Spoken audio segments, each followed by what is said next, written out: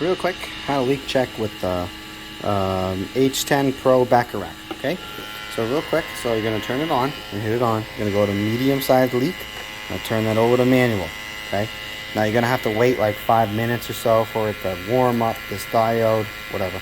It's already been doing that. Now you're gonna turn this knob to the plus till you get a heartbeat. Hear that? Heartbeat. Now you're gonna go to the calibration reference. See how that calibrates the high? That's okay. You would rather it be a little bit less sensitive. You want it to calibrate to about okay, if you can get it there. Now sometimes if it's too sensitive, you'll actually have to use this, see up there, the speed adjustment.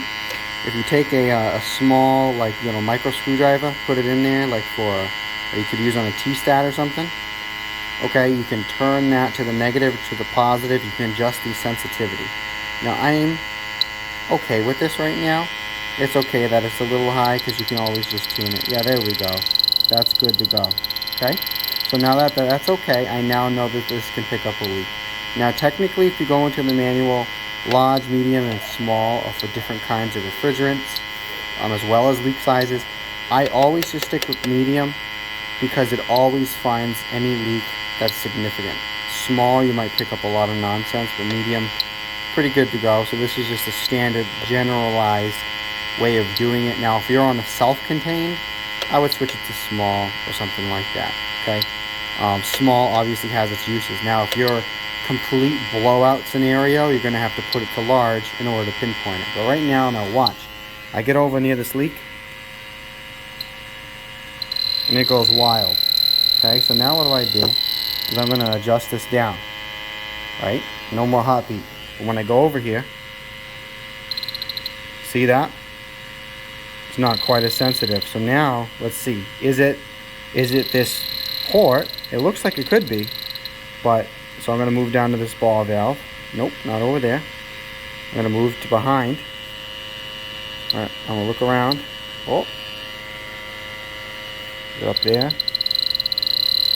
Oh, there's something up there, right? Okay.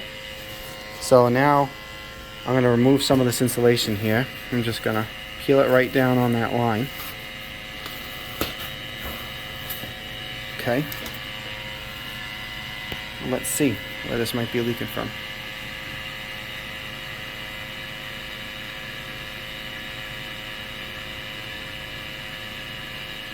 It could have just been refrigerant that was trapped in there.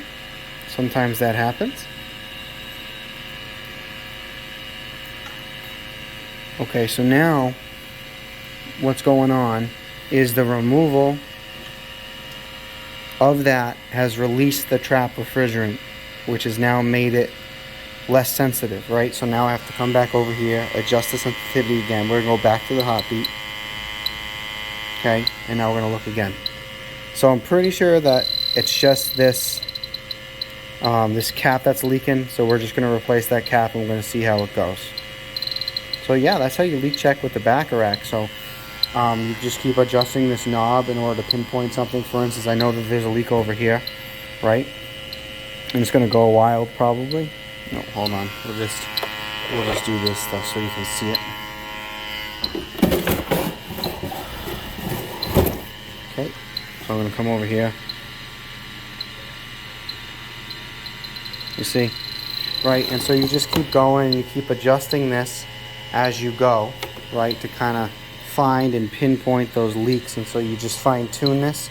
And then if it gets to the point where, so if you get it to the point where this is just about all the way on the negative and this is still beeping like crazy, that's when you switch it to the large,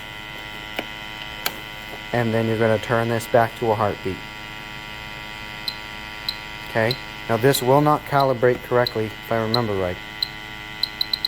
Oh, I guess it does. So it calibrates like that, okay, which is, that's fine.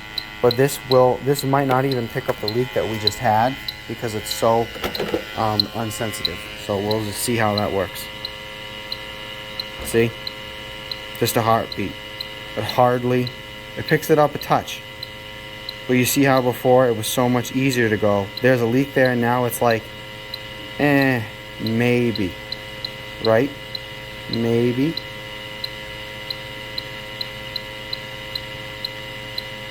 Right, now you could also do the reverse, and then you can put it back down, to medium or whatever, and then you could pinpoint it again. But yeah, so that's basically how you do it. That's how you leak check with the H-10 Pro. But real quick, also just worth mentioning, definitely spray the area with soapy bubbles, because you could be wrong. You could be wrong in your assumption.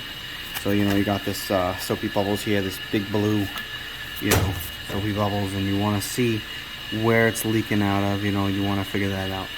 And I just wanted to include that because pinpointing these final leaks with soapy bubbles is super crucial for understanding it. Now I'm gonna have to climb on here and do some gymnastics, so I'm not gonna show you that, but I just thought it was worth mentioning. So this big blue Sub-Zero leak detector, you don't need Sub-Zero for this one, but I always carry it because it freezes in my truck during the winter if I carry the other kind.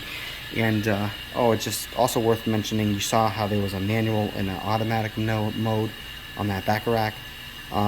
My opinion, automatic mode, garbage. Never use it. That's it. Like, subscribe, all that jazz. Bye.